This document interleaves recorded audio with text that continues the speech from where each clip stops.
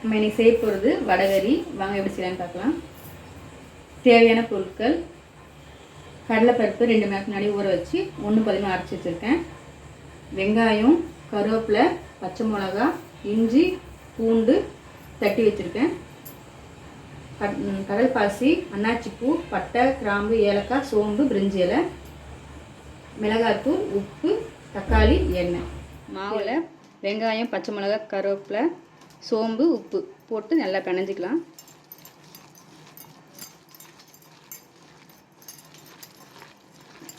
இப்போது ஒரு தோசைக்கல்லில் நல்லா அடமாக தட்டிக்கலாம். பக்கம் வெந்துருச்சு, திருப்பி விட்டுக்கலாம். அடை வெந்துருச்சு, தட்டில் மாற்றி வச்சுக்கலாம். இப்போ ஒரு குக்கரில் எண்ணெய் ஊற்றிக்கலாம்.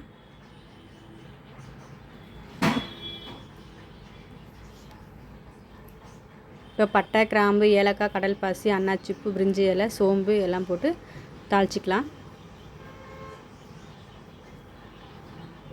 நல்லா வதக்கி விட்டுக்கலாம்.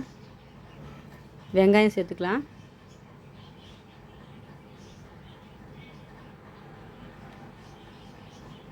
வெங்காயத்தை நல்லா வதக்கிக்கலாம்.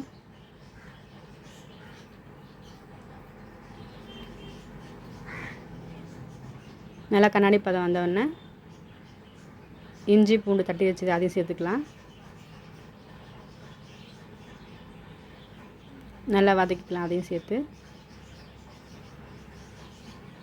இப்போது தக்காளி பழம் சேர்த்துக்கலாம்.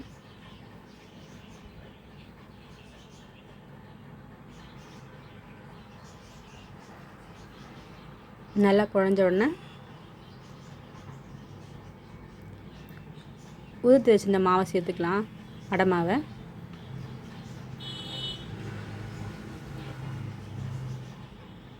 கல்லுப்பு சேர்த்துக்கலாம். அதில்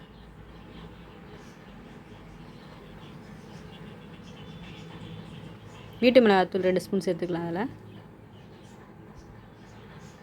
நல்லா கிளறி விட்டுக்கலாம். அதை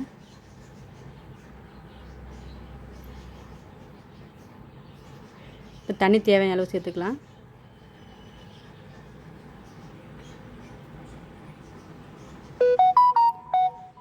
ஓரளவு நல்லா முங்குற அளவுக்கு தண்ணி ஊற்றிட்டு எல்லாம் உப்பு காரம் கரெக்டாக இருக்குன்னு பார்த்துக்கலாம். இப்போ குக்கர் போட்டு மூடி ஒரு 2 விசில் போட்டு எடுத்தால் நல்லா குழச்சி விடுங்க.